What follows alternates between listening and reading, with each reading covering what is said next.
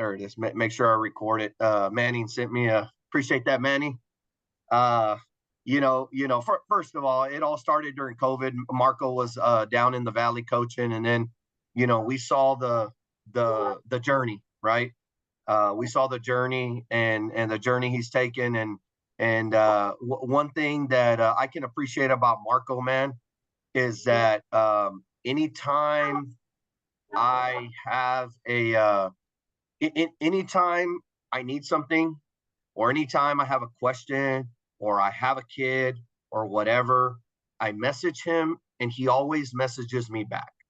And this new day and age of, recruiting and, things like that, man, sometimes you don't get that, man. And I think Marco's always stayed true to who he is and what he's about, man. And we really appreciate it. And Marco, thank you for being on, and thank you for always jumping in and asking, where you can fit in and where you can help and things like that. So appreciate it. And the floor is yours.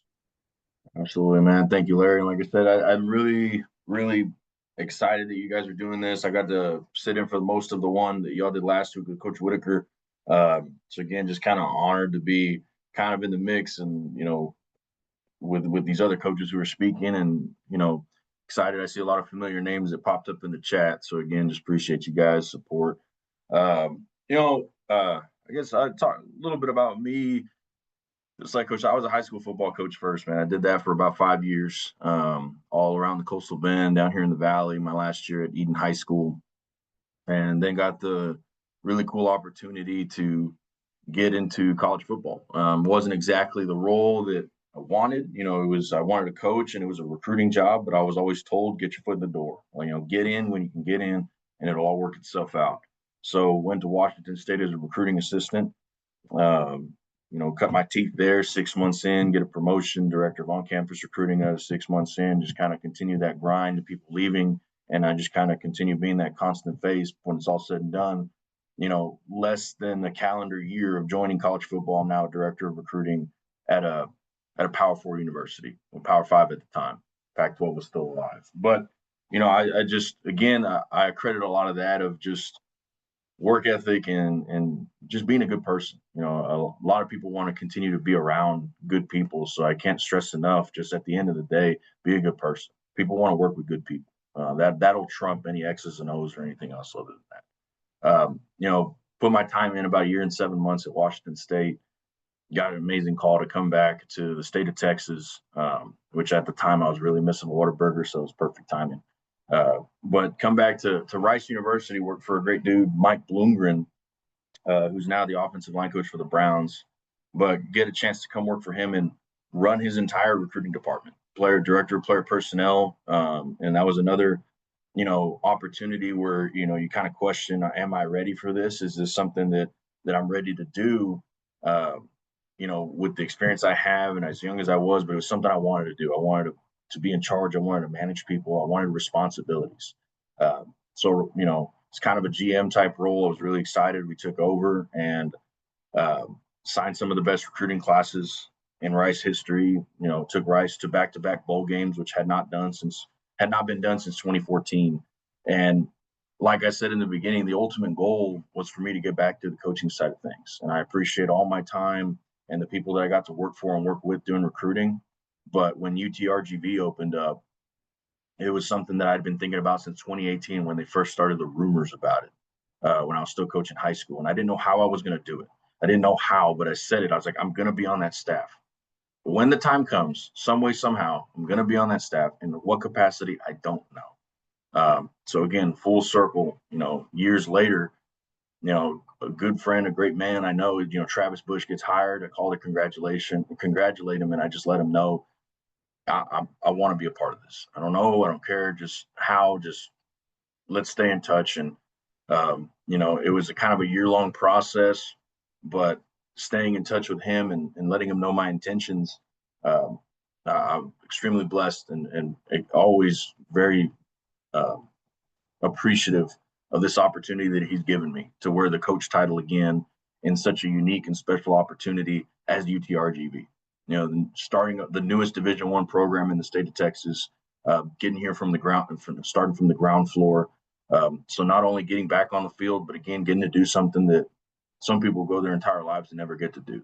So, and on top of all that, I'm 2 hours away from my parents. I live in the same town as my brother and my nephew and my niece, and a couple hours away from my sister. It's just, it couldn't have kind of happened in a more perfect sense. Um, a whole group of freshmen and had technically a red shirt year as a red shirt coaching year for me. And after being out of that for about 3 years, 4 years doing the recruiting stuff, again, could not have happened at a more perfect time for a guy like me getting back into the coaching side of things. And like I said, now hit the ground running. But enough about me, guys. I'm gonna get started. I'm gonna start off by talking just more about running back in general. I'm going to show you my running back manual. This is what I present to my guys on the first day. Like I said, today we did our day one install with our running backs. This is what I went through with them. And it's just kind of expectations and stuff like that. And just like Coach Lumbrera said, any questions you have, put them in the chat. We'll stop. We'll talk through them. Like I said, I don't want this to become a lecture. You guys probably had enough of those in college and probably do enough of them during the school year. Let's just have a conversation, guys. We're talking ball here. All right, so I'm going to try to share my screen. Let's make sure this works.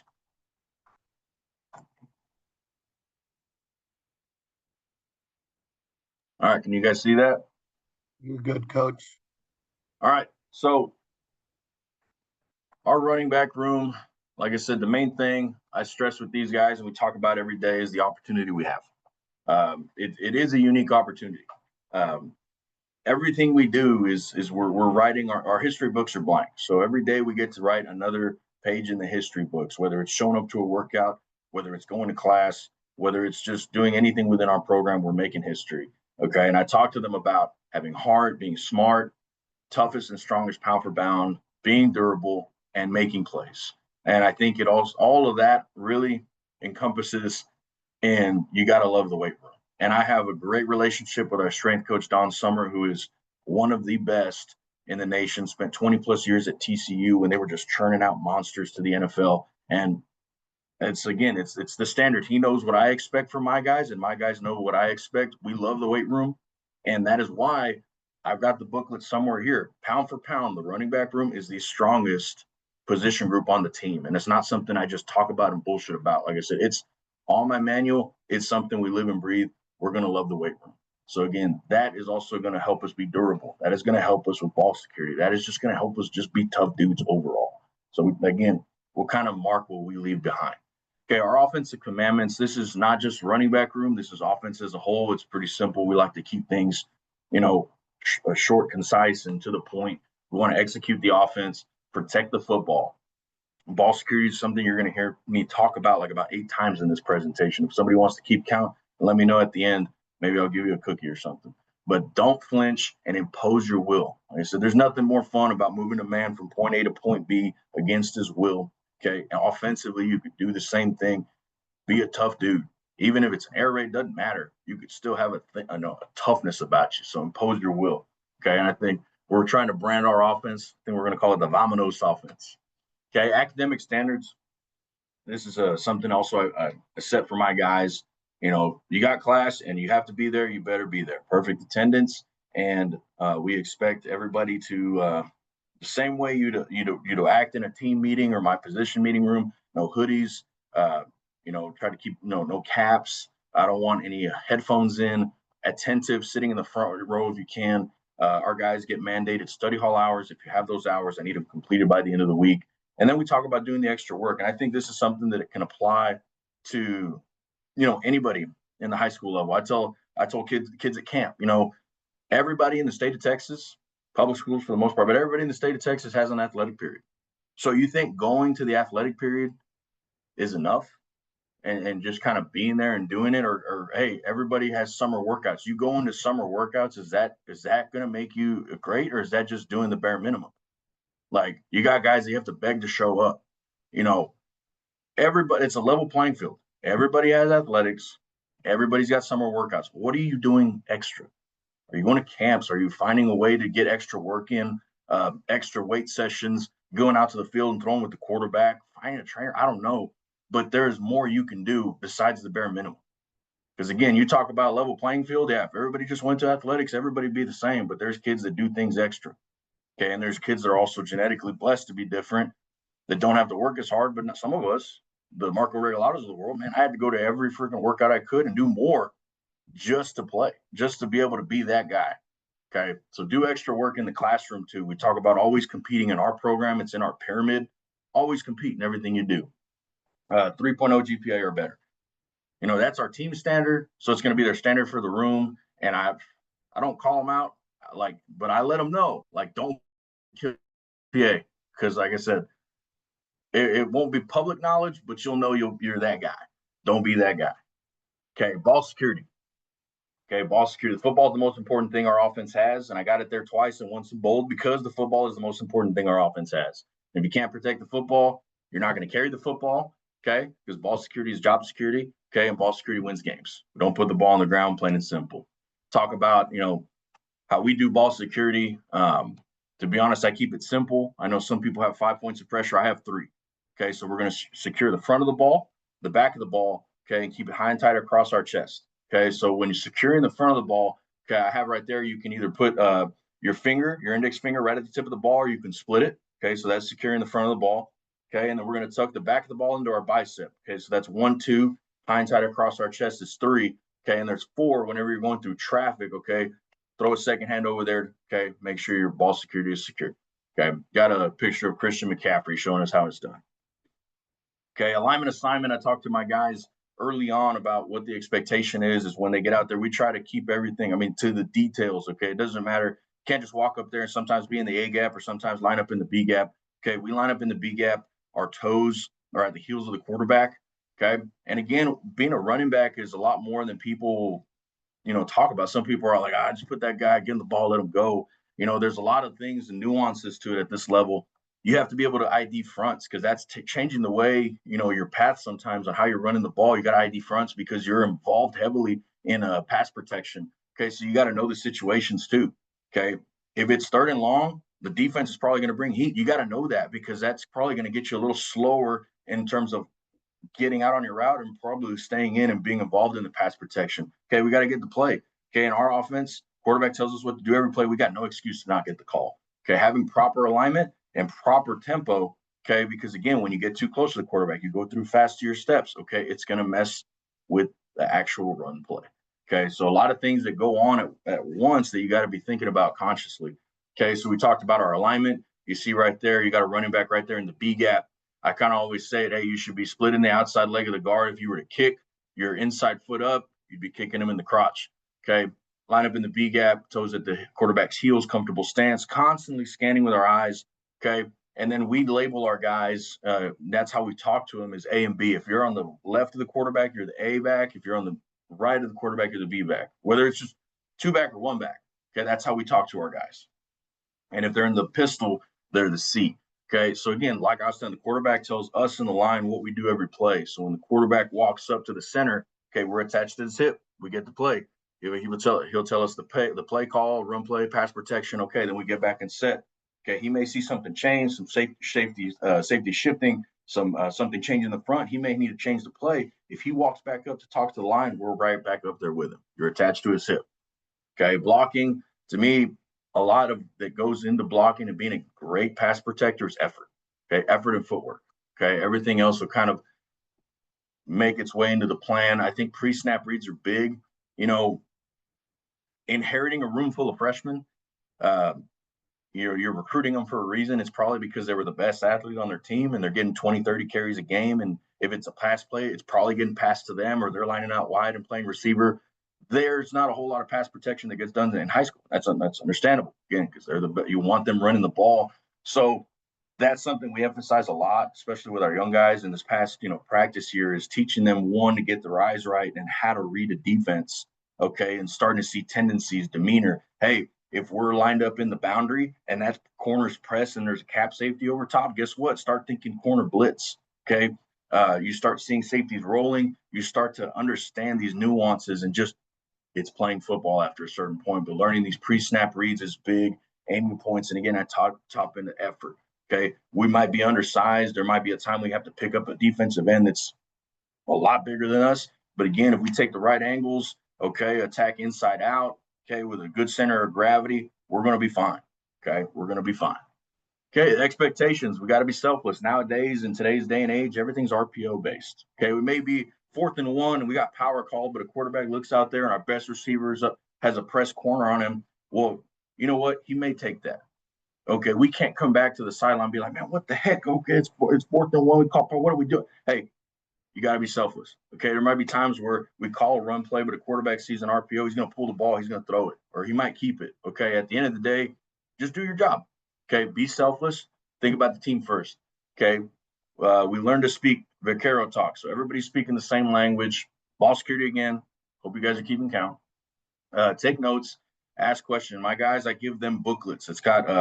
I'll kind of show you an example of what one would look like. Okay, this is a different one that I got when I was with the Jags, but it's very similar. So it'll have, already pre-drawn circles and notes on the side. Okay, so they can keep up with us and take notes because we don't give them playbooks. Okay, this is easier for them to understand. They'll take information as we install it instead of like, boom, here's this whole book, and they start maybe reading ahead and get confused. They take what we install with them, and that's what they're learning at that pace. Okay, because we have 3 different installs that we do, but they take notes, ask questions. I saw a big difference. I keep track of those things, and sometimes they leave their booklets in their locker, and I like to go check to see who's writing notes or not. The guys who wrote notes, a lot, they didn't have any missed assignments or missed mental errors or anything like that. The guys who didn't take notes were the guys that I was having to constantly remind, and they were making the same mistakes over and over. So there is proof in the pudding. You got to write notes. This is a classroom too. This is my classroom. At the end of the day, I'm still a teacher. At the end, everybody wants to be a pro, shoot me included. But to be a pro, act like a pro, be a pro, know your shit. Okay, low ego, high output. Personalities are always welcome. I don't want a bunch of duds in my room, but production is required. Okay, be competitive, not combative. Okay, so I like to talk about that a lot. There is a difference. Okay, we can be competitive in competitive scenarios, competitive within the room, competitive within the team, competitive against the defense, but being combative, okay, that's when you start to hurt the team. You always have to protect the team. That's one of our core values. Again, it's in the pyramid. Protect the team. Nothing dumb after the whistle. Nothing dumb that's going to kick you out of a game. Nothing dumb that's going to hurt another teammate. Always protect the team. Okay. Doing things in between the whistles. That's when you start talking about the difference between being competitive versus combative. Okay. Relentless effort. Okay. Doing the best until you don't know any better. Okay. Doing the best until the job, keep going until the job is done. Whatever it takes what it takes. Okay. We finish plays. Any team setting, I like for my guys to get another 10-yard burst after the play's over, and then we show up with a positive attitude. Okay, there's no reason why we can't be the spark plugs. Okay, I love for my running backs when they get into a room, they light it up. Those are the type of guys that I love, and positive attitude, encouraging others. Okay, our goals: ball security. Got to be the best ball handlers we can be. Okay, being physical. Okay, physical when we run, physical when we block. Okay, everything we do, there's still a level of finesse we can have, but I want tough dudes. Like I said, I want to be physical in everything we do. I want us to be decisive. Okay, that's something I look for, even in the recruiting process and how they run the ball. And of course, this is exactly what I'm going to talk about. Get into that vertical, mentality is being a decisive runner, one cut and go. Okay, eliminating some of these the guys that dance around, do too much, and end up getting tackles for loss. You got to be decisive. We got to go downhill. And attention to all details, footwork, technique, finishing plays. Okay, daily accountables. Okay, we're going to be on time for meetings. Okay, if you need taping and treatment, all that stuff, you get it done beforehand. No lack of efforts. There's no excuse for that. Okay, ball security again, and always have your ankles taped wrapped. That's something I've kind of been a little bit more lenient on. I'll leave it up to them. But again, if they want to get their ankles taped or have ankle braces, okay, they need to get done before meeting times. Okay, being a great teammate. Okay, being a great teammate, eliminating distractions. I think this was big when, having a room full of freshmen. Okay, we got to be at our best. We got to be present.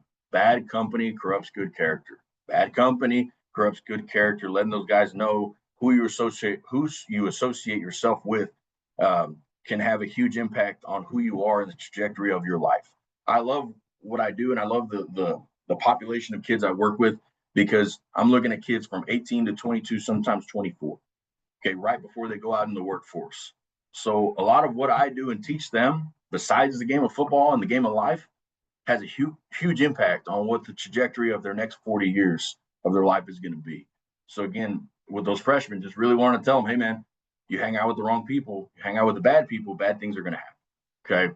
Okay. Talked about being positive, creating energy. Okay. We want to give energy and not rob others of it. We don't want to be the person who walks into a room and the mood just dies down. Okay. That's called being an energy vampire. You steal the energy out the room. Okay. And you want to get in football shape. Okay. Because that goes into being a good teammate. When you're in shape, you're not in the back sucking wind. You're up front being a front runner and being positive and cheering your teammates on. So get in football shape and being positive. Okay. Fear nothing. You got no fear of outcomes. Okay. Preparation produces confidence and courage. Okay. When you do all the right things and you prepare the way you should, there's no reason why you should fear what's going to happen. As long as you're giving your best and giving your all, things are going to work out the way they should. And we attack everything. We set goals daily, week, season goals. You should be setting goals in everything you do. And at the end of the day, again, going back to the competitive versus combative, we're all robbing the same train. Okay. I'm going to fly through it. Just again, when you get, I don't know, like what you guys are doing, when we get to this level, I want them to be able to get up there and understand, like, okay, this is a 4-2 front. This is a 3-2 front. Bear changes a lot of what we do when we get into pass protection. But I want them to understand gaps, techniques, like, hey, that's a 4-eye. Hey, this is a 3 technique. Understand different fronts with a tight end, without a tight end. Okay. But that's a lot of what we do in our for the running back room. Like I said, just kind of zoom through that. That is the running back manual. That is what I present to my guys day one. It's what I present to them on their recruiting visit to make sure that this is something they want to be a part of. Okay. I'm going to transition now. Can you guys see the next thing I got up there? How to create a vertical mentality in the running back room. That's shown on the screen. Yes, sir. We got you. Awesome. Okay. So now we're going to get a little bit into that. I've been doing this presentation for a little bit now. It's something I feel pretty passionately about. It's something I've done at the high school level. I've worked on it here, and I guess I'll get a little bit more into it. Before I move on to the next section, Coach, has there been any questions in the chat or anything that I need to address? No questions as of yet. Cool. All right, let's get rocking and rolling. Okay. Skip that. I already talked about myself. I don't want to hear about myself anymore. Okay, so why and what is a vertical mentality? Okay, I've had the luxury of being a high school coach, and I've had the luxury of being able to recruit kids, to the college level, and then not only that, but seeing them get on campus and being at places for a couple of years to watch them develop. So I think a lot of the things you see, and then watching highlight films, watching game film, high school football players, the game's a little bit slower. You're used to open space. Sometimes you see those holes and you're like, you could drive a truck through there. Yeah, we don't see that often at this level. The college game is faster, it's tighter. I think that the other thing that's pretty big for these guys that I want them to understand is they're so used to those highlight runs, because again, they are typically, you're the running back, you're the best athlete on that team. So they're used to popping off these 70-yard, 80-yard, 90-yard touchdown runs. So the thing I want them to understand is that a 3 or 4 yard run is a hell of a run. And I'll get more excited about those than some of those big explosive runs, because it means we're attacking things with a vertical mentality and we're continuously getting positive yards. So understand and let them know that, hey, it's okay. Like, they get a 4 yard run, they come back, oh, God dang it, man. That's a good run. Okay, man, it's a different level. It's a good run. Okay, we search for gashes in the defense.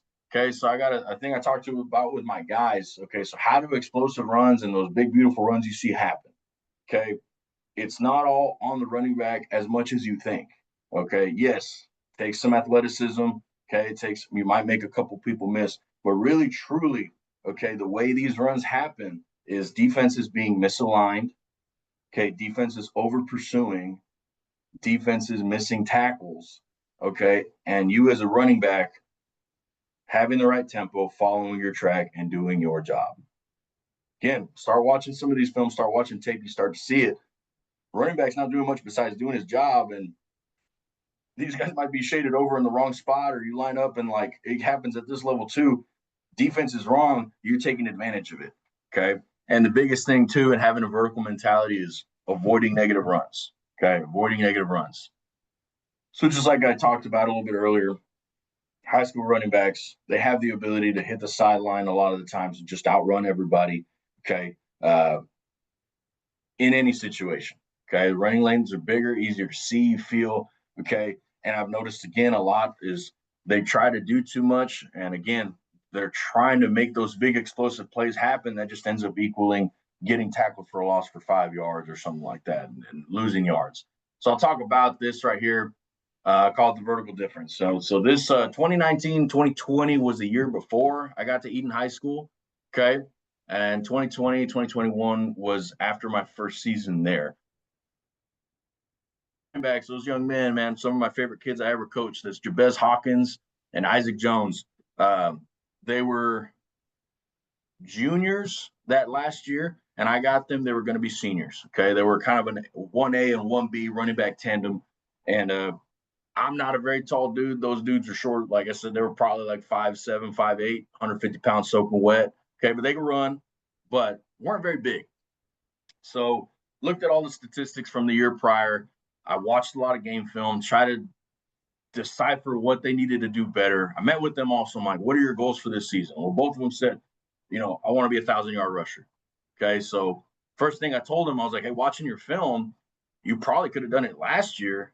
The thing that's holding you back is your negative runs. And yeah, they had their highlights. You watch their highlights. Highlights are beautiful. They're for popping off 90-yard touchdown runs, 75-yard touchdown runs, catching a screen and taking it to the house. Yeah, they're going to make those plays. Okay. But what was holding them back is sometimes they're trying to make those plays happen, and then they get tackled for a 10-yard loss or a 5-yard loss. And those continue to add up over time and accumulate, and you're not going to continue to get those positive yards. So now, was this all 100% Coach Regalado? No, I can't take all that credit. I had two talented young men that were there from the year prior to the year next.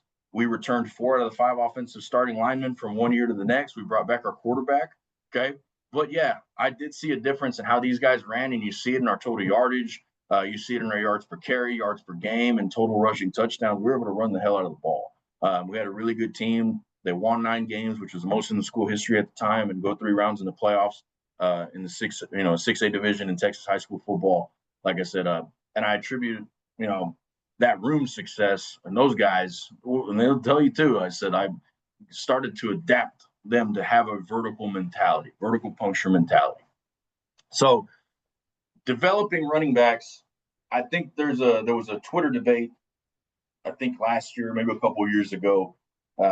There's a misconception that running back is just a position that you recruit and you let them run wild with natural talent. You try to find the generational talents of the world, the LaDainian Tomlinsons, and that's it. You recruit them and then you just let them kind of do their thing. But the truth is, yes, there's some truth to that, but you can also definitely develop these positions. You can find some of these raw talent guys that are maybe have the right size, length, and track speed you have, but maybe don't show it on film, or they're these guys that you see that just outrun people to the sidelines, and you can truly get them and develop that mindset, okay, to get them to be that true total running back that's pass protecting, that's got a downhill mentality, that's getting you those positive yards. So you think you can develop it physically, mentally.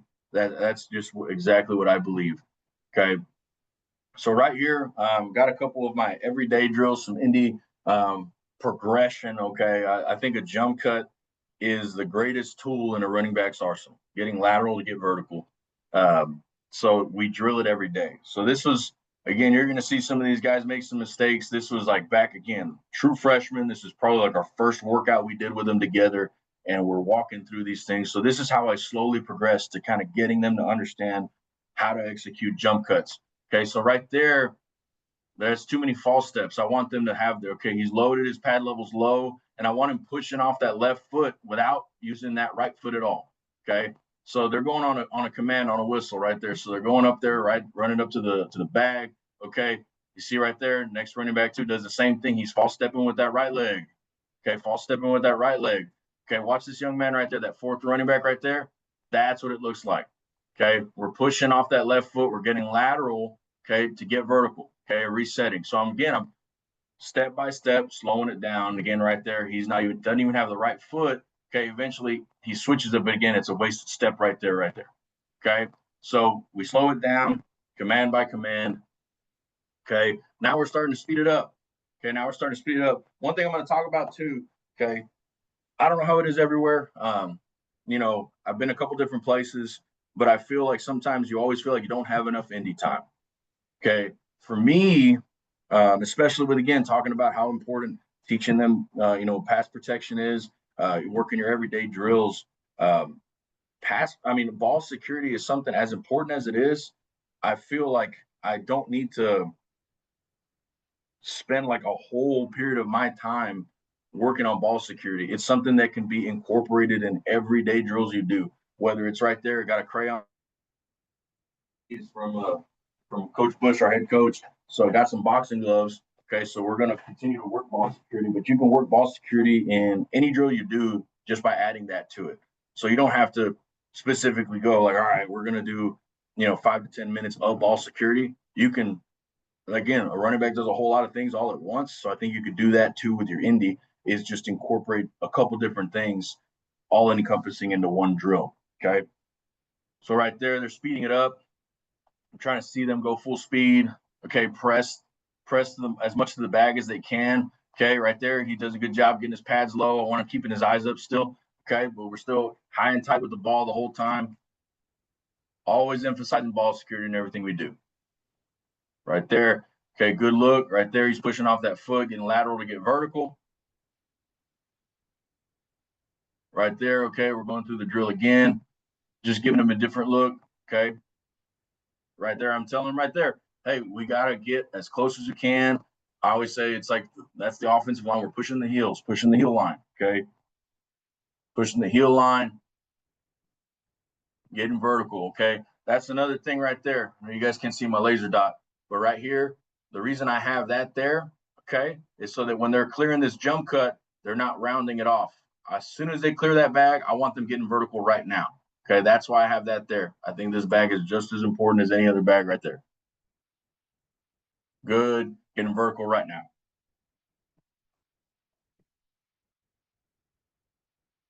Good. Okay. So now another progression here, working jump cuts, adding a reaction component to it. Okay.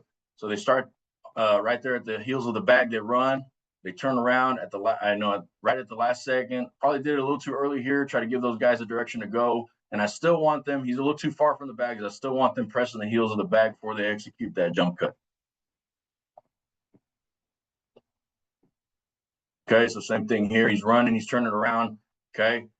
A little too far away from the bag. Okay, that's what I go and address at that point. Is like, hey, I want us to press as close as we can, press the heels of the line, okay, before we make our jump cut. Right there, giving those guys different commands and letting the guys react to it. Always again, so ball security, and adding a reactive component is something you can do with everyday running back drills.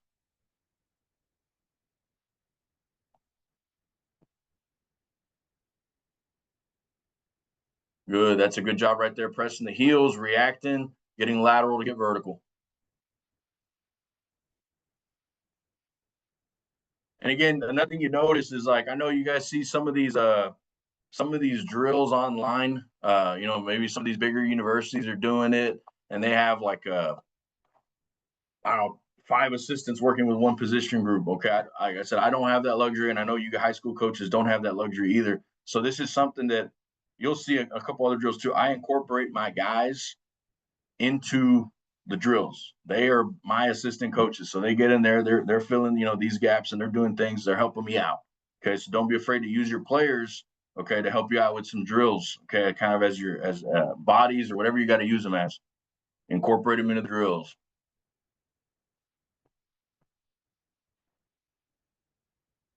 All right. So the next progression of that right there, now we're adding a handoff component. Okay. So we're running our track. Okay, right here is our inside zone power, or anything we're coming across. It's kind of a open crossover, running our track right there. Okay, and I'm in the back over here giving those guys directions on where I want those bags. Those guys are reacting to that.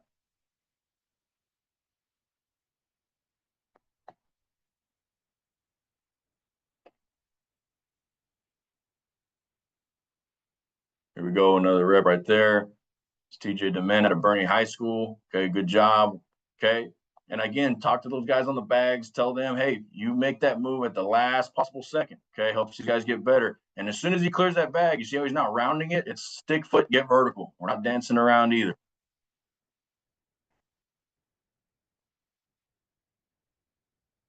Go another look right there. He's doing a good job of pressing it. Okay, those guys, they made that decision a little bit early, but again, him still as a running back, he's still going to press the heels, make that jump cut, and get vertical right now.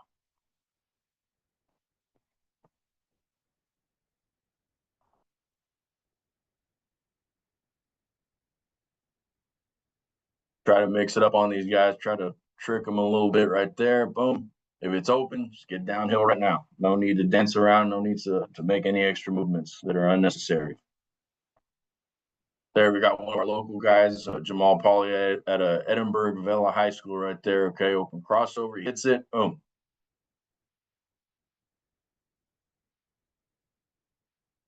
Okay, we'll work a couple different things out of it. Okay, so we do, we'll cross over the quarterback just like that. We'll also work some same side footwork for us. We shuffle, okay, get the ball from there, react, keeping our shoulders square and reacting to the defense right there. Hey, Coach. Coach Castillo has a question on that. Yes, sir. Zone step, open crossover. Are they trying to get shoulders square, or do you give them? I can't see that. Do you give them? I can't see what that says. What does that say, Coach? Coach, what do you were talking about them learning fronts.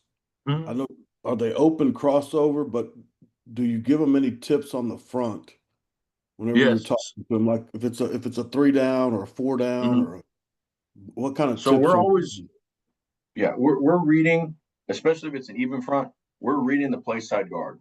So whether he's got a 3 technique or he's got a 2 eye in front of him, we're reading the play side guard's block on our inside zones. So I know most people, they'll try to track, their path is to the center. For this, that's duo. Duo is our tightest zone. Okay, but inside zone for us, okay, it's a little bit wider. Okay, open crossover. Our track is our play side guard, and we're looking at his block, whether he's, is he digging that dude out? Is he pinning him in? And we're, like I said, right up on his tail on the heel line until he makes that decision. And that's when we jump cut, cut back or press it. Okay. We try not to bounce it, especially on inside zone, because there's no help out there. But again, sometimes the game happens and we react. But it's still keeping our shoulders somewhat square. But again, it's not as tight as like our duo play, our 10-11. That's what we call it. Our duo play. That's when we stay square the whole time and react. And it's probably going to hit backside if anything. But here, like I said, we're tracking the play side guard. does same side allow you to be more square, Coach? Because you're tighter and Yes. you're not really crossing over. Is it almost a shuffle? Mm-hmm. Yep. So same side, we use that on our duo. We do same side counters. We do same side powers. We'll even do same side inside zone. But that definitely is it's a tool for us. It keeps our guys square, but also for our quarterback when he's doing his same side footwork, it allows us to get a lot better reads in the RPO game for overhang safeties or anything like that. Reading the end, okay, it just gives them a little bit of a clearer picture there too. Thanks, Coach. Yes, sir. Okay, so here's another progression, kind of our inside zone. So again, the bag right there, the pop up, that's the play side guard. Okay, so again, we're going open crossover, we're running our track, and right there as a coach, at the last possible second, I'm simulating right there. That's the play side guard. Digging that 3 technique out of there. So again, we're sticking foot, get vertical. Okay, and you can give them a lot of different looks. Like I said, you can be a 3 technique that crosses face back into that A gap, just like that right there. And again, these guys are doing a good job of waiting till, again, I'm helping them out a little bit by waiting till the last second to give them a look. Okay, but they're pressing those heels, jump cut, lateral to get vertical, and they got to stay within these 2 bags right here. Okay, so again, so they're not jump cutting and then taking it off the la land and rounding it out. They're jump cutting and getting vertical right now.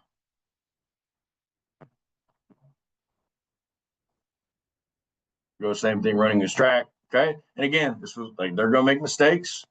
Okay, you got to talk to him about there, like, hey, don't guess what I'm going to try to do just because I did this with the last guy. You're going to have to react. You're going to have to react. But again, he goes back, gets another rep, gets it right. There, good. Sticking foot, getting vertical. Right there, good reaction by him too.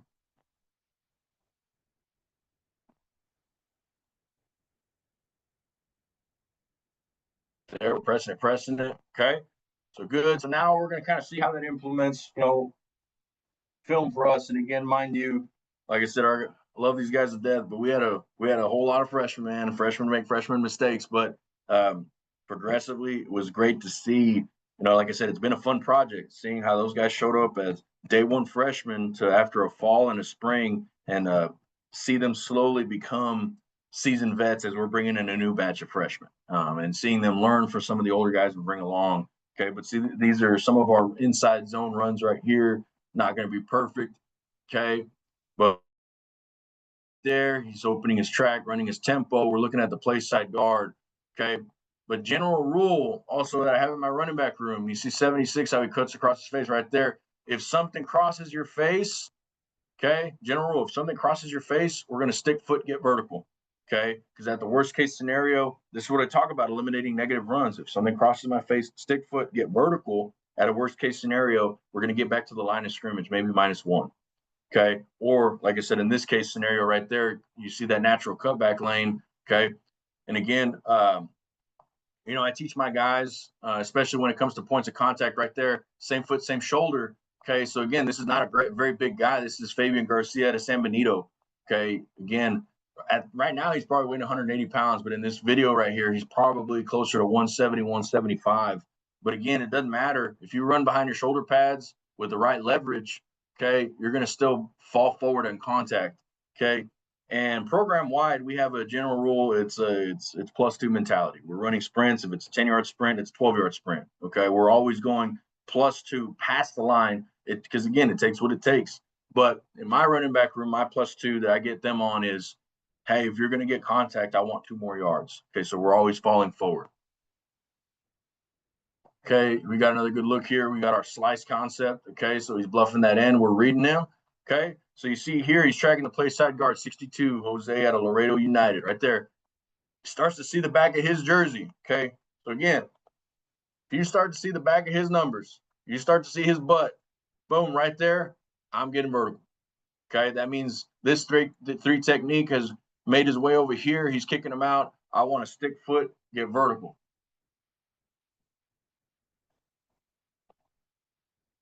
Okay, another look here. So again, tracking the play side guard.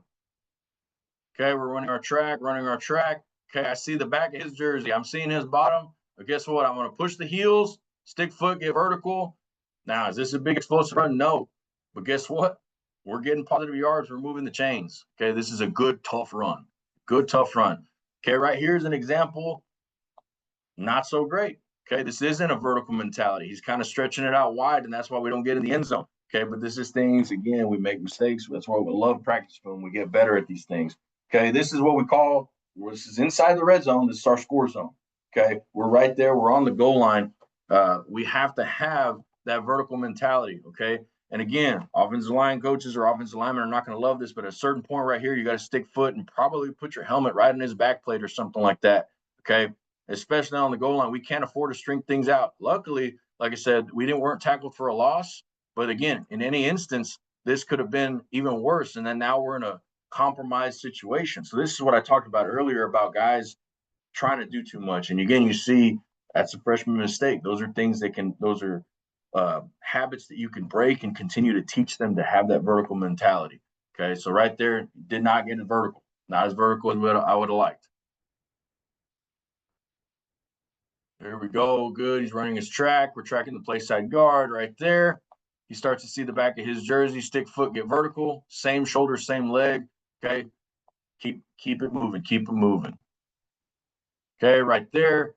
Okay, again, running our track. Okay. Here's the thing. This is why we press the heels. Okay. This is what you see. He doesn't press the heels of the offensive line and he bounces it out there.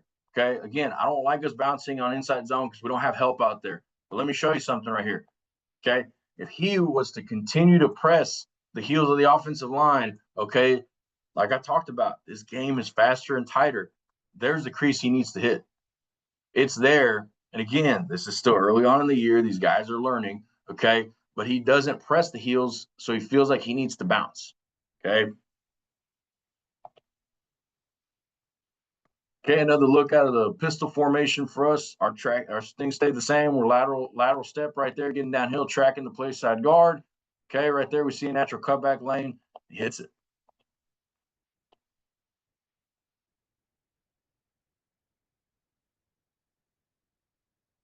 Okay, here we go. We got some motion, a little bit of eye candy, a wrap motion for us. Okay, right here we got the same side footwork. It's easy. Kuno keeps everything square. Okay, he's trying to find the first vertical seam, hits it, goes straight downhill. Runs behind his shoulder pads. Big run right there.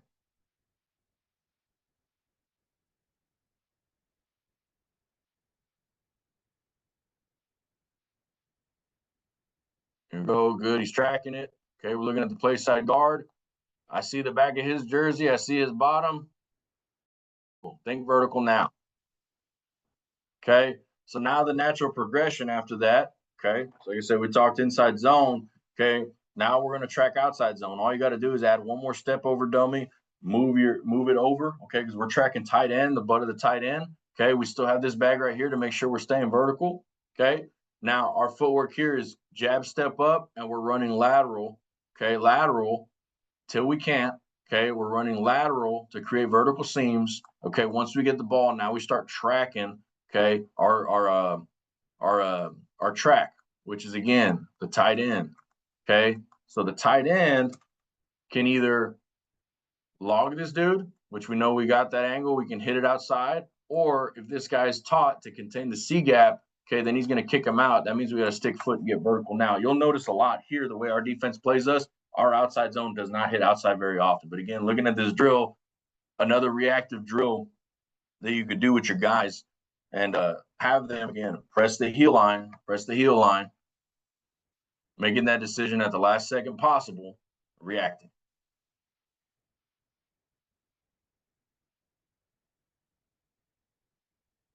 Good right there. He's pressing it, reacting. Okay, that's again, the tight end kicks that end out. Boom, stick foot, get vertical.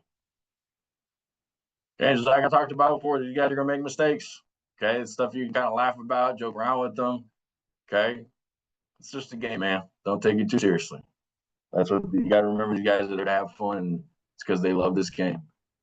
Here we go. Hey, Mark. Hey, yes, Marco, sir. we got a question real quick. What's up? You guys jab step for Oz? Yes. So our jab step, we're natural alignment for us is we're at the heels of the quarterback. Okay. So we're jab stepping up while the quarterback is taking a step back to clear that lane. Okay, because we want to go flat. If that makes sense. Okay. So because of that alignment, that's why we jab step up. He's taking a step back so that we can run that flat track right there. Quarterback's setting the track for us. And after we clear him, we get the ball. That's when we can start bending it a little bit more towards where our, following where that tight end's blocker, that ghost spread of the tight end, or seeing what the tackle's doing. That makes sense? Yeah, he said thanks, Coach. All right. Also, while you're there, Coach Castillo asked earlier if you would give him an example of Vaquero talk. Vaquero talk for us is, it's more so, at this point, I brought in 2 transfers, one from Washington State, one from Yale. Okay. For example, they're going to call, power 100 different things. Everybody calls power different things. For us, we have a way we call it, and I want everybody speaking the same language. Because when we talk offensively, it's the same thing. It also goes with certain techniques or routes. Some people call it a shoot route. Some people call it an arrow route. Some people call it a speed out. Some people call it a banana. We call it an arrow. And that's when we're all speaking, we all have to speak the same language, even as coaches too. You got guys that have been coaching for longer than I've been alive and been a part of 50 different offenses. Well, again, their mind, they have a Rolodex of all these, it's just kind of honing those things in, and we're all speaking the same language. And that goes culturally too. It goes, again, it's always competing. It's talking about relentless effort. It's talking about protecting the team. again, we have to constantly, it's a culture thing too. Like I said, constantly everybody's speaking the same language. So that for me, that's what Vaquero Talk is. That's awesome, Coach. Thank you. Yes, sir. So again, here Coach, I got one more question. Coach Uribe, our O-line coach at Lockhart, America. Do you guys give your running backs a definite number of horizontal steps on outside zone? we do not. Like I said, for me, it's a feel thing, and it's the only thing they really got to keep account of is that jab step up, and now they're running over the quarterback's toes, and as they clear him and they take the ball, now they can start working their way, okay, and start kind of again the whole time they're looking at defense, and this is again where front IDs get important, okay. How is it an odd front? Is it an even front? Is it a bare front? Is it a wide 9? If it's a wide 9, you already got to know I'm not freaking getting outside of that. That's probably getting kicked out, and I'm cutting underneath it. So I got to start tightening up my track a little bit. But I don't have a set number of steps that they got to take. That's right there where they got to feel it a little bit. I'm definitely a big believer in. I don't try to overcoach things, and like I talked about before, I don't throw the whole playbook at them. Back, it's a funny story. It's the first day we're seeing blitzes. Okay. Because again, we had to hold off on that. We're trying to install. We got a whole bunch of freshmen. Like, this is the first day they're seeing blitzes, and it's the first day they saw like a corner blitz. And they came back and were like, Coach, we didn't talk about this. I said, I know. I wanted you to make the mistake because now guess what? Tomorrow when we're reviewing film, now I teach it to you. It's if I would have installed everything all at once and said and talked about the corner blitz, their mind's going like 100 miles an hour. Just let things happen and then teach off those moments. Don't feel like you got to throw the book at them, if that makes any sense. Good. That's awesome, Coach. One more question, Nick Strohmeyer. Yes, sir. Do you know what your O-line's coaching points are on outside zone? Yeah, we got tempos. Okay, so we have he sets different tempos. He's got front side tempos. He's got backside cutoff tempos. And they got certain landmarks that they're aiming at, especially here when we're trying to get lateral and run, they're running for, the opposite number, if they're on that front side, if they're that backside, they're probably trying to aim similar things. And like I said, I don't want to bastardize anything that Coach Bowen teaches because like I said, he's a technician. He's one of the best offensive line coaches I've been around. But they definitely have their own, language as well, that they're speaking.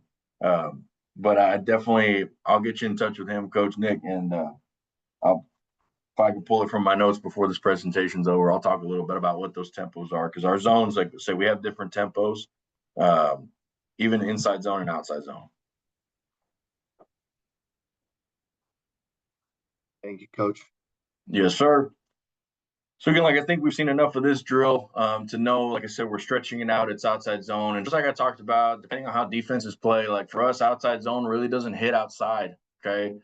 So we got a fullback leading the way. Okay. We start to see the back of that dude's jersey. We see our right tackle's butt, stick foot, get vertical, and just run behind your shoulder pads. Okay. Here we go. We got another good look. We got a split zone. Okay. Right there, he does a good job of it's still technically, sorry, you guys can't see my laser. He still needs to jab up, but I don't even mind that he picks his foot up and puts it right down in here. It's sometimes you'll catch us, we over exaggerate that step over here. And you also kind of see, like I said, he just transferred. He's a little new. Like I said, quarterback doesn't necessarily set his track the way he needs to where he can run it flat. He's kind of got it cockeyed a little bit, kind of like our 2-3 footwork. But again, does a good job of pressing that, sticking foot, and getting vertical. Okay, we run some stuff out of 2-back. Doesn't change. Our track is still the ghost butt of the tight end in that instance right there. We're running lateral till we can't. Okay, we're running lateral to create vertical seams. Okay, something starts crossing our face, stick foot, get vertical. Okay, and again, another good run. Is it a big explosive 20-yard run? Like I said, I'm going to have just, for me, good runs where we run behind our shoulder pads and we continue to move chains. We continue to gain positive yards. So right there, good. We're running. Okay, start to see the back of some jerseys, stick foot, run, get vertical.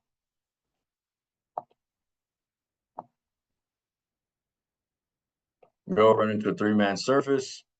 Okay, like I said, it could hit right now. That's what I'm telling you. We don't have a set number of steps. Okay. Because if I gave him a set number of steps and he's like, he hits his steps, he's like, oh crap, I missed this opportunity. And now I'm going to get, like, again, they can feel it, they see it, they stick foot, they can get vertical right now. Like I said, I let them have a little bit of that freedom right there.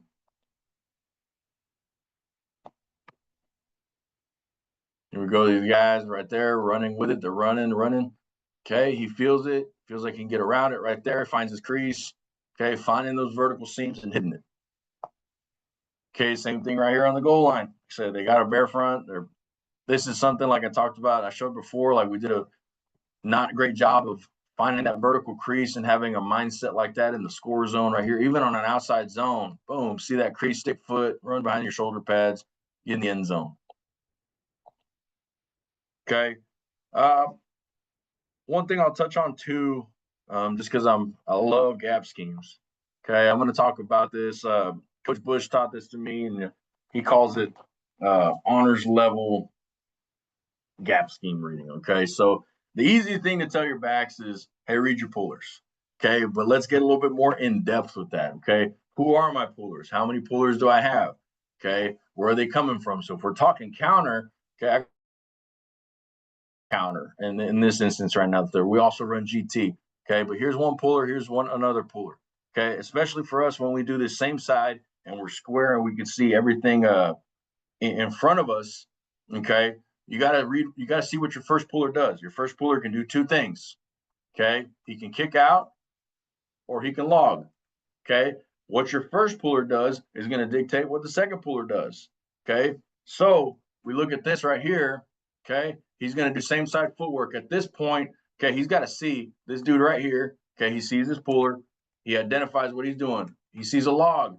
Okay, so now I have no reason from there to step downhill, because if I do that, then I'm going to have to correct myself and I'm already behind the 8-ball. Okay, so from here, a log, and you can see his foot right here. Okay, I'm already working outside. Okay, if it's a kick out, I'm going downhill. If he logs him, my first step has to know I'm going outside. Okay, right there, he sees it. Okay, so he sees the log. He knows that first puller is logging, so the second puller is going around it. I got to get outside of it and reacts to it. Freaking great, just again running right there behind his shoulder pads. Okay, we'll see it again right here. So again, I got my GF counter. Okay, so I'm looking at my first puller. Okay, first puller is a kick. So you see it right here. If he's kicking, boom, I can go straight downhill. If it was a log, okay, then I have no business running downhill because I'm gonna have to correct myself. Okay, if it's a log, then I'm going out here because I know that second puller is also coming out here. Makes sense, guys? So right there, it's a kick. I'm going downhill. Well, let's see another look at some, right here's power. Okay, so again, keeping everything square. Right there, we give our quarterback a lot of autonomy. Okay, we got a wide 9 and 3 technique. We got this whole bubble right here. We had another play called. Guess what? We're checking a power. We're going to run it right there at that bubble. So he's staying square. He's looking at, we got one puller. It's a square. It's a skip pull right there. Boom, he stays right behind him, right in his hip pocket, and gets out. Okay, here we go. We got another look at some counters. Okay, so his tempo is a little fast, actually. He's going through this a little too quick for my liking. See how he's almost ahead of his puller, and he's got to slow down, and then he overcorrects himself. But again, we're looking at what that first puller is doing. We're logging. Okay, so I know I'm going outside. Read what the second puller does. He kicks, he gets in there, makes a great move, and ends up being a really explosive run for us. Okay, here we go. Looking at what a first puller does, and always keeping in mind too, especially the way defenses play nowadays. Okay, right there. Okay, these guys are watching pullers too. They're getting smart. Okay, those guys are starting to slingshot. Okay, so they do that. You start to notice that it's going to create some natural cutback lanes right there.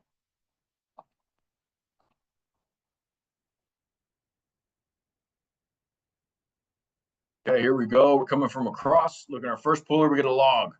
Okay, Good tempo. You don't have to rush going through counters. Okay, boom, kick, get vertical. And you can see back here, our quarterback loves it. Here we go, another look. Okay, same side.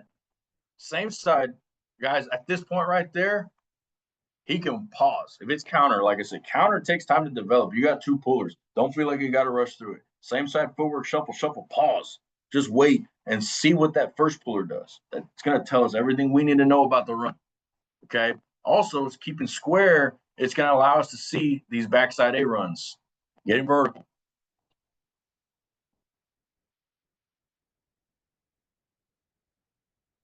Okay, here we go. Another look at one of our gap schemes. Okay, same side. Good patience. See how he kind of waits before he waits to see what that first puller is going to do. It's a log. So he's not running downhill. He's running outside. Okay. Log, working outside, looking at the next puller, working through that.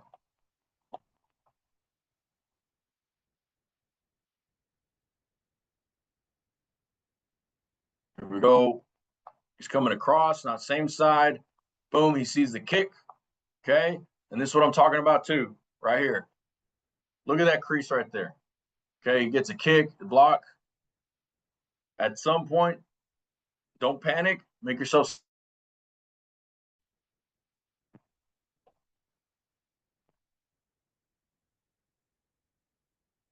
You go right here. I think he could have been a little bit more patient on this one. Okay, so we got same side. Okay, he sees a log. Okay, so he gets out. Okay, but again, I think if he had been a little bit more patient, okay, this linebacker stays out a little bit more. We're able to get a kick and he fits right inside of that. Okay, he outruns his puller. Okay, he still makes a great play, but that's kind of why he had to bounce it out like that. Still got us a first down.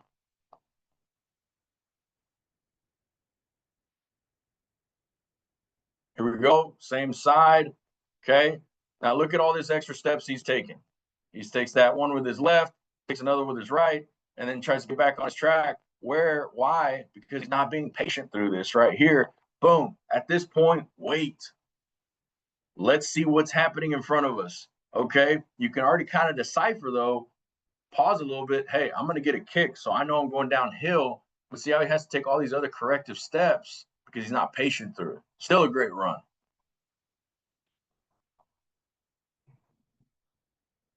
Here we go. Again, he sees. Again, this is taking it to another level. He sees what the defensive end is doing. Okay. If the defensive end stayed out here, what's the guard going to do? Kick his ass out. Okay. But he knows this guy's surfing down here. So what's a guard going to do? The guard's not even there yet. And this guy has already figured out, hey, with this defensive end playing this technique, he's going to get logged. So you see how he's already turned his body, okay, right there, because he knows it's a log. I'm running out. React, stick foot. If he doesn't, he trips, but it's all right. It's still a good run. Okay. Let me. Whoop. How do I stop sharing? There we go. All right. Whole lot of talking, guys. Any questions? Coach, how do you work that pause? I mean, I'm just, is it a feel or just they see it on video and then they, kind of like you were talking about? They gotta. It took a whole semester. Like I said, the amount of times we were around counter and they were up the puller's butt, and it's like, dude, just wait. And it's almost like we talk to them, especially when we're coming across, like you could walk out of it. Don't feel like, oh, like step crossover, like you can walk out of that and let it figure itself out. Again, you got two pullers. Power hits a little faster. Counter's a beautiful thing. Sorry, I love counter. I love me some gap schemes, but it just kind of teaching them to like, and then when it finally clicks, they're like, oh, I get it. So it takes reps. It definitely takes reps, and you can drill it too, and showing them like you act, basically give them a read and have them pause, and they can't take off until you give them a read, like in terms of like, hey, it's a log, boom, it's a kick. And you could do that with kind of like those shoots that receivers use to get in their stance to make sure they stay low, so you can give them a look like that's the shoot right there. I'm either going to plug it up or I'm going to kick out. So there's a couple different things there. Okay. Yeah, Hey, because I was wondering, like when they were same side, do you teach them with their eyes that even though they're going to get the ride or the ball in the belly, do their eyes look to that side to look at that defensive end? Are you working that? Do you get, I know you don't want to overcoach it, but Mm-hmm. just so they see it, you know what I mean? Yeah, and again, it's them making the mistakes and showing them on film, and like they start to get savvy, like the TJ DeMint out of Bernie did. Like he was he's looking at what the D end is doing, Yeah. and the D end is going to tell him what the first puller does because the first puller is going to tell him what the second puller does, and it's just reps, and they start to see the game in like a different speed. But again, just kind of like having them understand, like looking at that first puller, it's a progression to it. And like I said, they'll continue to get better at it. Like I said, these guys are by all means are not perfect yet. hey, Coach. Coach, let's see here. You got a couple questions here. Chris Bolden, how do you coach your running backs read on duo? First of all, congratulations to Chris Bolden, the newly named offensive coordinator at East Central University. Dude, let's go. Very, very proud of my guy. So on duo, it's same side, okay, and it's our tightest zone. So we're kind of going straight at the center, okay, but we're looking to try to hit it backside A to backside C because we're caving everything down. So that's a run that we're hitting, but expecting as it caves down, okay, we're looking to see we're going A to B to C. Okay, that's kind of how we're reading, but it's backside A to B to C, okay, to try to hit that back door.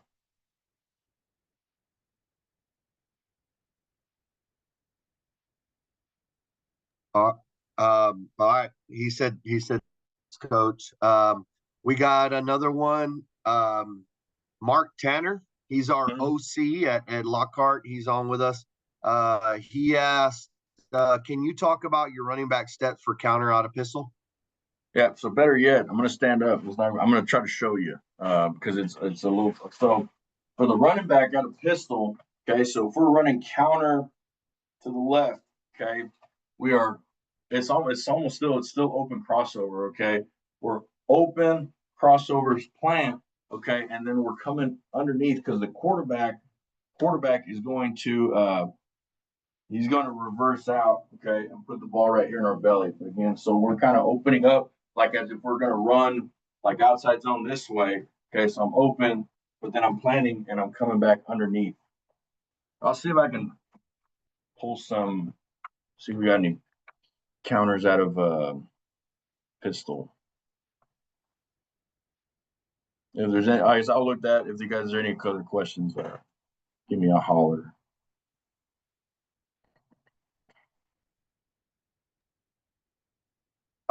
As you're looking for that, man, I really like what you talked about, not giving your guys the playbook because I mean, of course, everywhere we've been, usually it's like, hey, here's the playbook, learn it, or we do installs little by little, but we still kind of give them a playbook.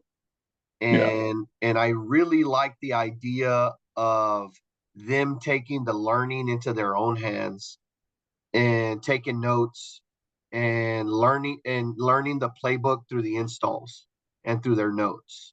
So that's something that I'm going to take from you and really use that with our guys. So I think that's a great idea, man, especially for young kids. You know how it is, man. You give them a book and shit. Yeah. It's gonna blow their mind, and they're gonna get discouraged and frustrated, and they're not gonna read it. So, and I think also what a couple of notes that I wrote down here. I think it gives them the ability to write notes that they can understand and put down things that help them understand or help keywords that'll help them trigger whatever it is that they wrote down, and trigger their learning. So, man, I think that's a great idea, man. I appreciate you sharing that with us. Absolutely. Sorry, I'm trying to figure out filtering this stuff real quick.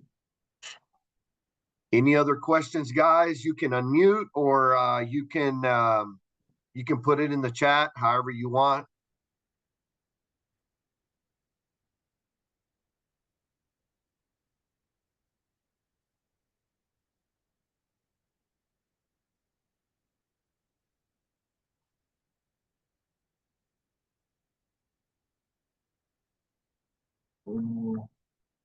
Oh,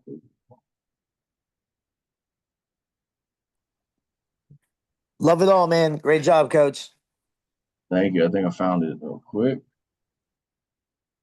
David, big time head coach at you might know this high school, Zapata High School. That place. Porras Nation in the house said eso Marco. All right, I'm gonna share my screen real quick. Let's see. Okay. Again, this is look again. It's not the cleanest. This is our threes, but we're doing it out of a pistol formation right there. So here you go. You see how he kind of open crossover and then comes underneath. So it's kind of like a reverse out. Again, I still like for him to take it's a 1 open and then the 2-3 footwork right there, and then coming underneath. And like I said, for us, we're using that fullback as that second puller. Let's see. Again, these are going to be from inside run. They may not be perfect. We may be getting like that, but let me get some reps at this. Here we go. So there we go. That's a good look at kind of what our steps are. Still, I think the quarterback needs to help him out by reversing out a little bit more because his track needs to be a little tighter. Again, this is kind of the couple of first times we were doing it, but the steps, that's what it is right there. He open crossover and then comes back underneath to read the puller. Okay, let's see. I think we have another look at it. Okay, a little bit better, kind of him setting that track, but again, we're open crossover and then coming back underneath. Let's see. Look for it from a different angle right there.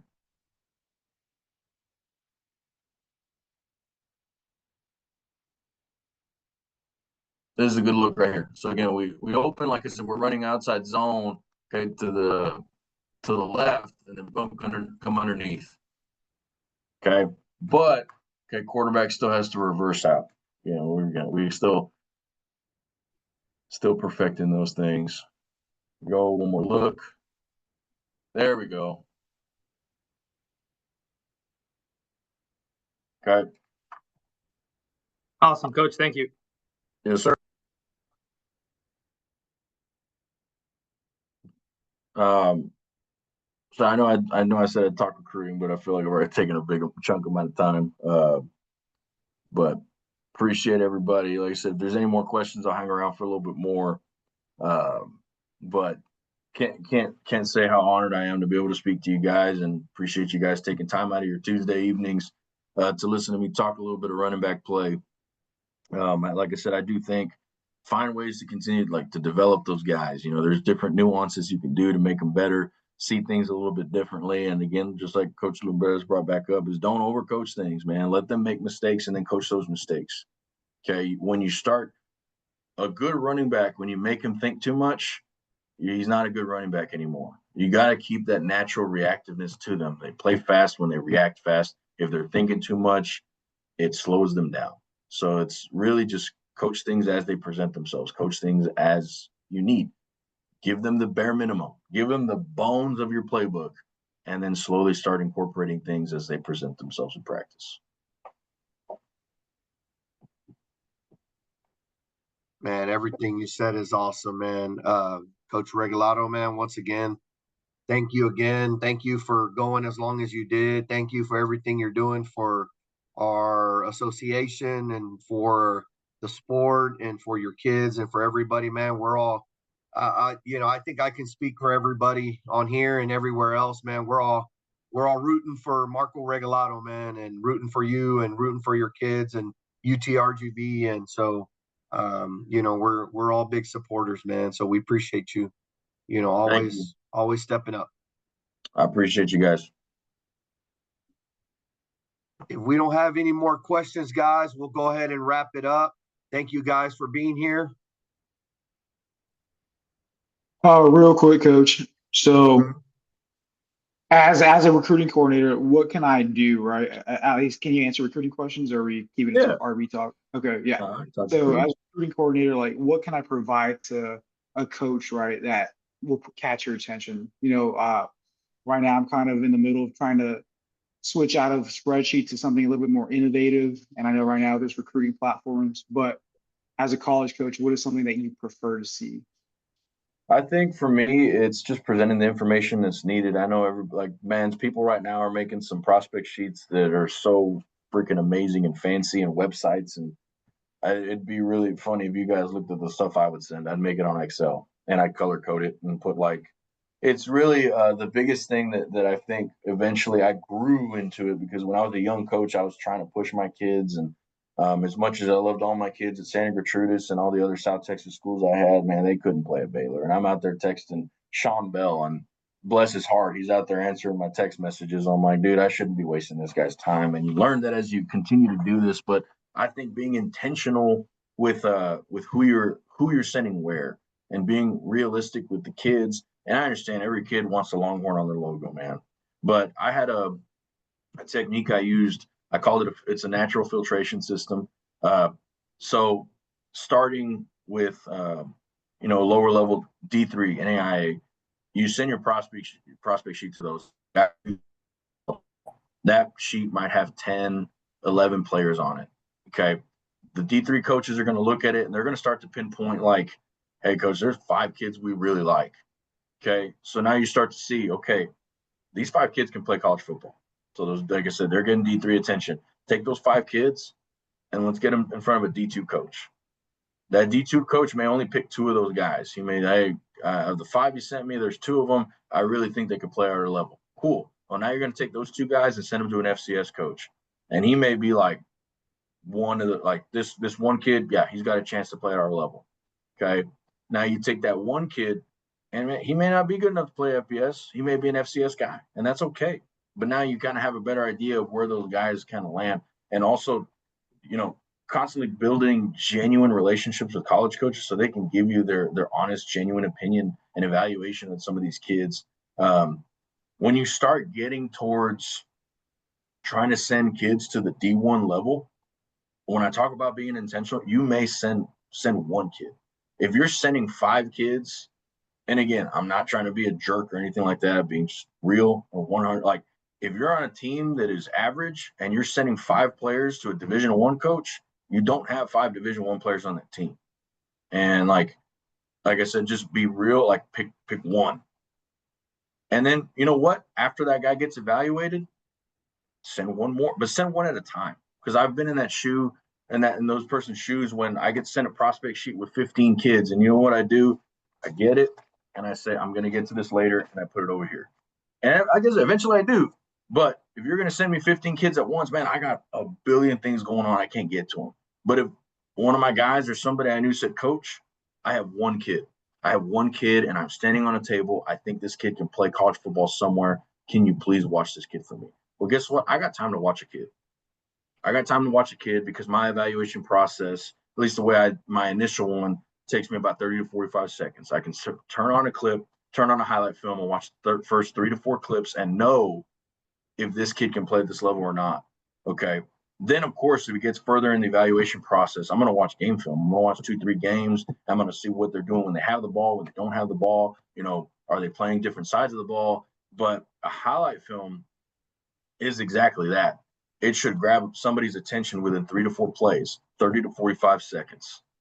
But again, like I said, if you approach somebody with 1 kid, they'll have time to watch 1 kid, or they will get back to you. And then the other thing too is just being persistent, because like DMs, text messages, they're flooded. And I try to be like Coach Louvet said, man, I try to be that guy who answers everything. But even then, there's some people probably out there who think I'm a jerk, man. I just can't. It's hard to get to everybody.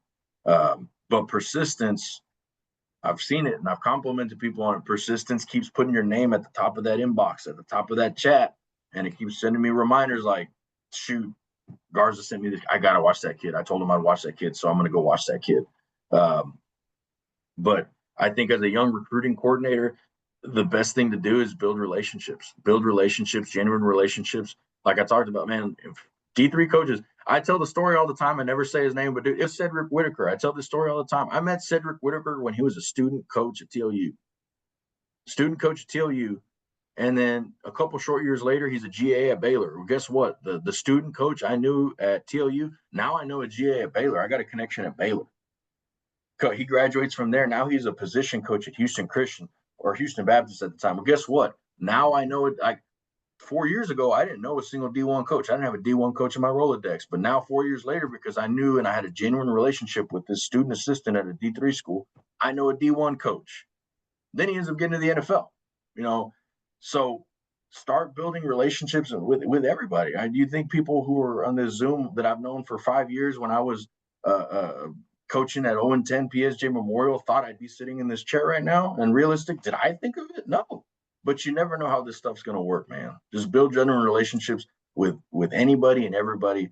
Build your network, grow your network, because you don't know where people are going to end up. And that's the long-winded answer to what I would do is if I was a young recruiting coordinator. Thank you. What's going on, Coach? What's up? Just a quick question. Coming from Virginia Beach, Virginia, going up into Texas in like a week from now, and I'm moving to College Station, and I have 2 years of coaching experience, and I had to ask the question, for someone that's not native to Texas or has direct connections into Texas, what would be your biggest advice to getting your foot in the door into either a Texas high school or a Texas college? THSCA, this organization right here, the Hispanic Texas Coaches Association as well. Get into the association.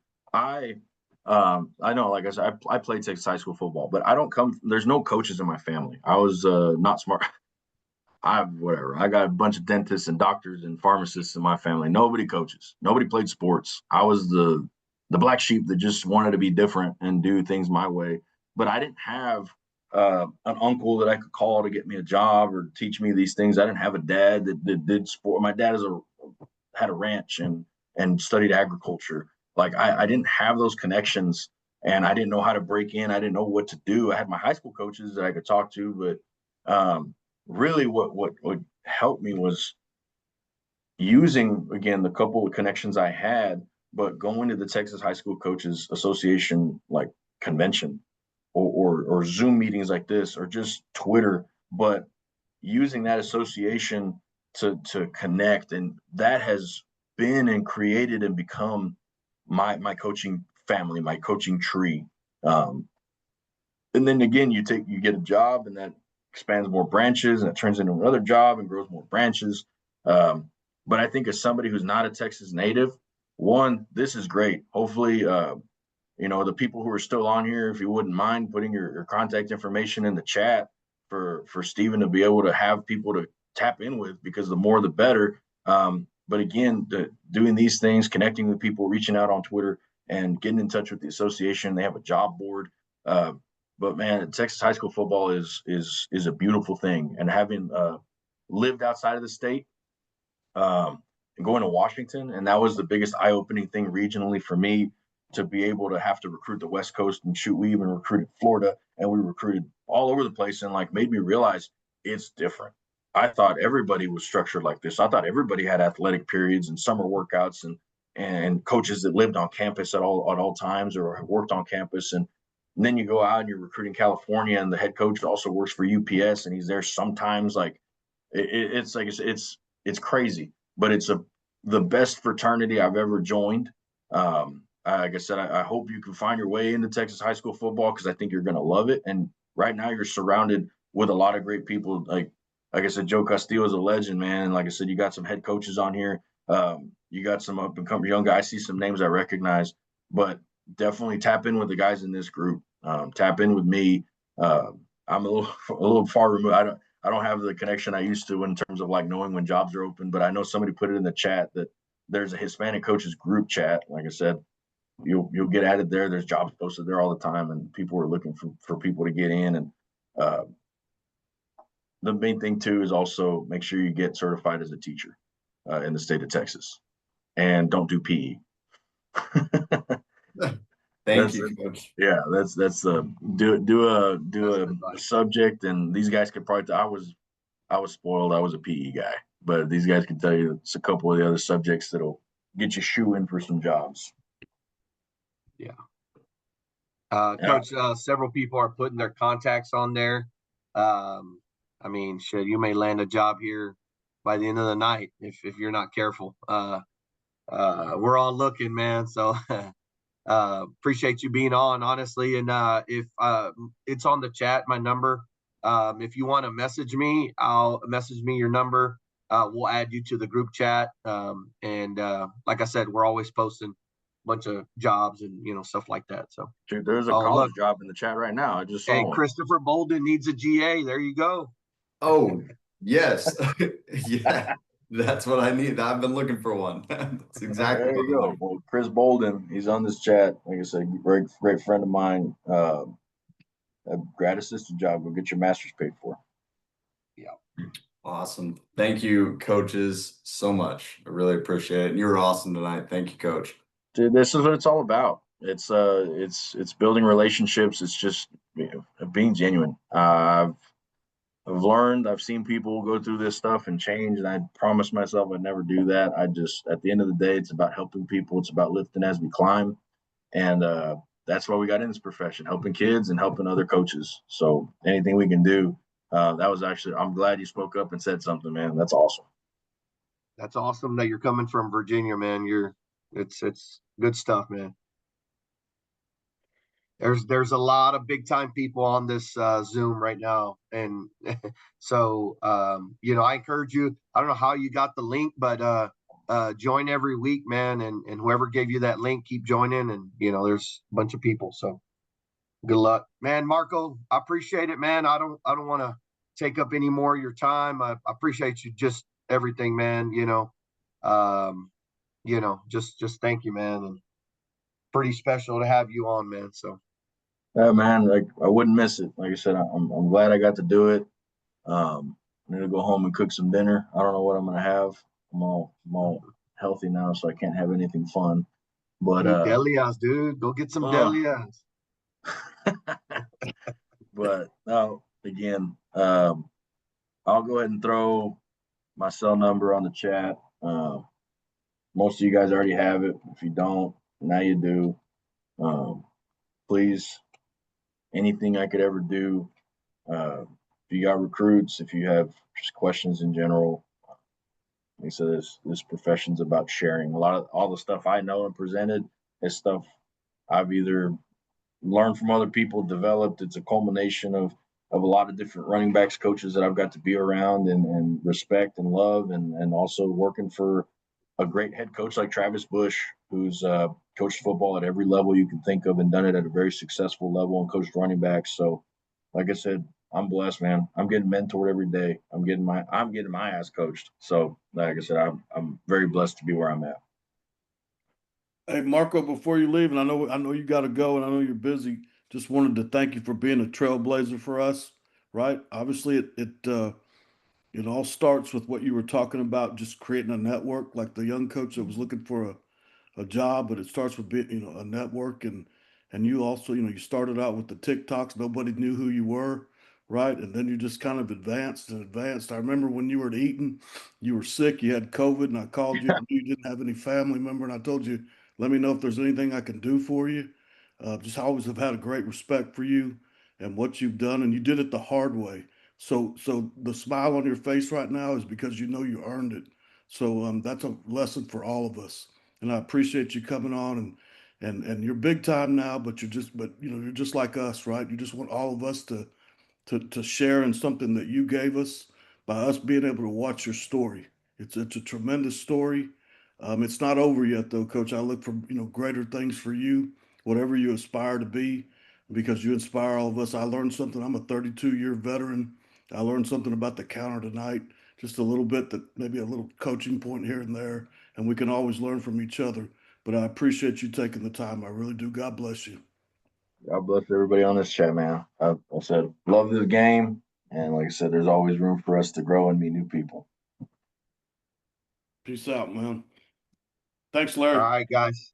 All right, guys. We're gonna go ahead and end it. Thank you guys once again for being on.